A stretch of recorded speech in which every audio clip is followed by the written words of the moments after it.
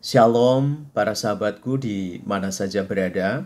Saya ingin melanjutkan refleksi saya tentang kisah Sakeus.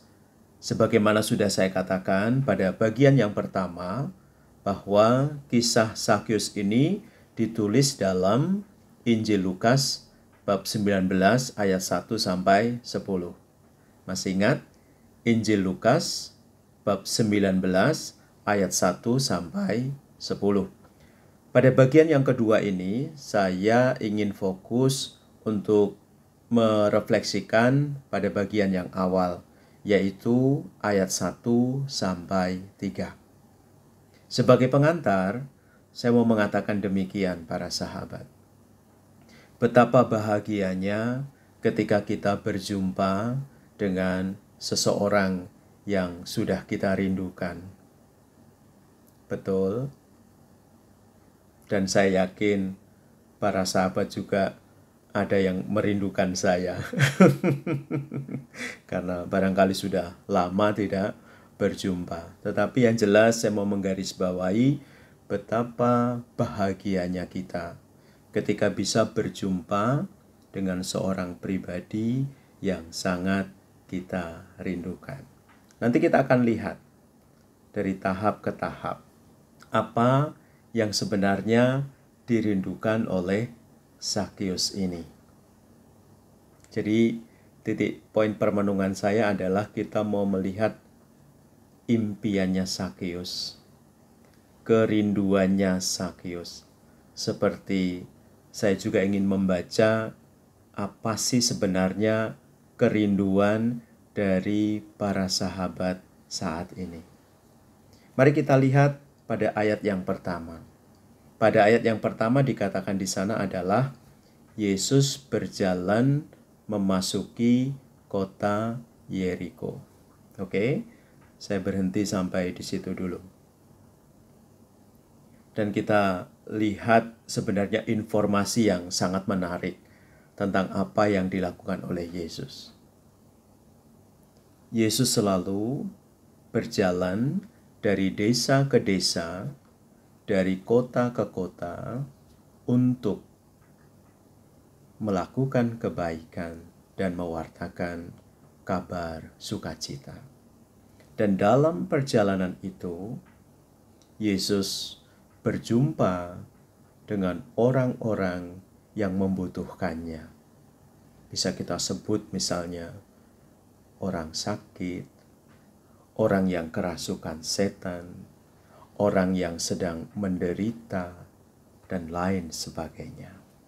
Bahkan dalam perjalanan itu, ketika Yesus berkeliling dari desa ke desa, dari kota ke kota, melakukan kebaikan, dia berjumpa dengan orang-orang yang barangkali tidak direncanakan.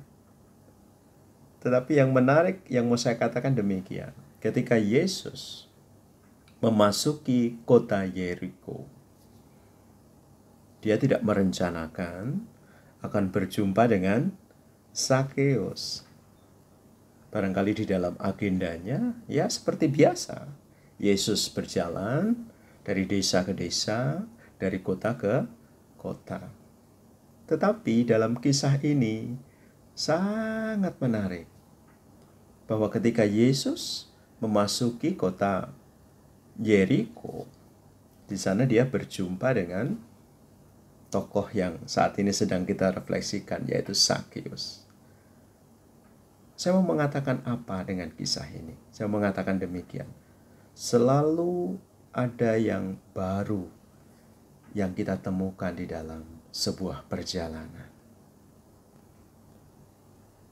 Memang saya yakin setiap hari kita sudah punya rencana yang sangat detail. Tetapi ketika itu terjadi dalam perjalanan, ada sesuatu yang mengagetkan. Ada sesuatu yang unik. Ada sesuatu yang spesial. Ada sesuatu yang tidak kita duga sebelumnya. Dan itu terjadi dalam suatu perjalanan. Maka itu juga bisa terjadi pada diri kita. Dalam sebuah perjalanan, kita mendapatkan pengalaman yang tidak terduga. Pengalaman yang sangat unik. Itu yang pertama. ada sesuatu yang kita temukan dalam perjalanan. Lalu yang kedua, pada ayat yang kedua dikatakan, Sakius ini adalah pemungut cukai. Dan dia adalah orang yang sangat kaya. Tidak diragukan. Posisinya terhormat dan dia mempunyai banyak harta. Maka saya sebut dia pemungut cukai dan dia adalah orang yang kaya. Kadang-kadang kita spontan mengatakan, bagi orang kaya, segala sesuatu mudah. Atau ada orang mengatakan, kalau kita punya uang banyak, udah tidak masalah. Tenang, kita damai, kita bisa melakukan segala sesuatu dengan menggunakan uang kita. Tunggu dulu. Pada ayat yang ketiga, ini yang mau saya bagikan kepada para sahabat. Pada ayat yang ketiga dikatakan demikian. Sakius hanya ingin mau melihat siapakah Yesus itu. Ini adalah impian Sakius. Dia mendengar tentang Yesus. Dia mendengar kisah-kisah Yesus. Dia mendengar cerita-cerita orang yang ada di sekitarnya tentang Yesus. Dan ternyata cerita-cerita yang dia dengar itu membuat hatinya begitu rindu ingin berjumpa dengan Yesus. Maka pada bagian yang kedua ini, para sahabat, saya juga ingin mengajak para sahabat untuk melihat bagaimana dalam perjalananmu. Apakah ada kisah atau peristiwa atau cerita yang membuatmu berhenti sejenak. Dan saat kamu berhenti sejenak itu, kamu merasakan pengalaman yang sangat spesial. Kamu berjumpa dengan pribadi yang sangat spesial. Dan pada perjumpaan itu kita tidak peduli apa statusmu, apa kedudukanmu, apa jabatanmu, apa pangkatmu. No.